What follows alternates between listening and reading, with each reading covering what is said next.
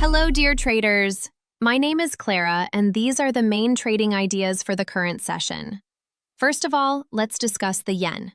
The yen remains under pressure as fresh data shows Japan's economy contracted for the first time in 6 quarters, July-September.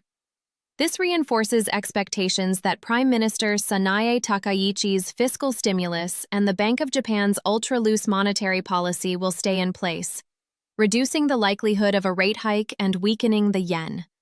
Against this backdrop, the dollar's moderate strength keeps the dollar trading above the 154 level versus the yen.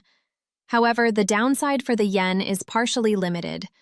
Traders are cautious about opening large bearish positions due to ongoing speculation that Japanese authorities may intervene to halt further currency depreciation. A generally weaker tone in global equity markets also supports demand for the safe haven yen.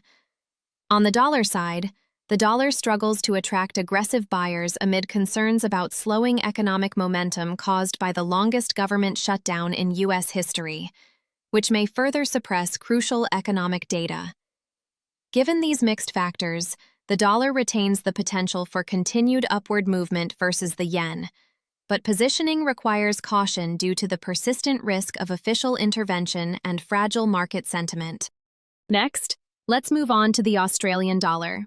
The Australian dollar is losing ground as the United States dollar strengthens following cautious comments from United States Federal Reserve officials, which reduces the likelihood of a rate cut in December.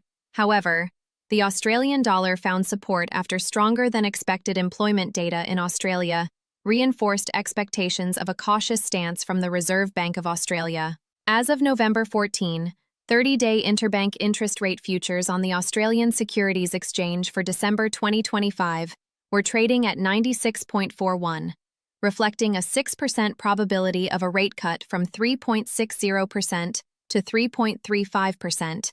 At the upcoming Reserve Bank of Australia board meeting.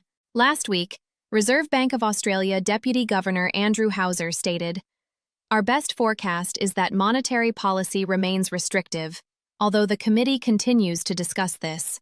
Andrew Hauser added that if monetary policy becomes less restrictive, it will have significant implications for future decisions. On the United States dollar side, Reuters reported on Sunday that United States Treasury Secretary Scott Bessent said the rare earth metals agreement between the United States dollar and China is hoped to be finalized by Thanksgiving. He added confidence that China will fulfill its commitments following the recent meeting in Korea between the two leaders, President Donald Trump and President Xi Jinping. The United States dollar remains strong, while the Australian dollar receives mixed support. Short-term momentum favors United States dollar strength versus the Australian dollar. So, these are the main trading ideas for now. Thank you for your attention, and do not forget to subscribe to our YouTube channel.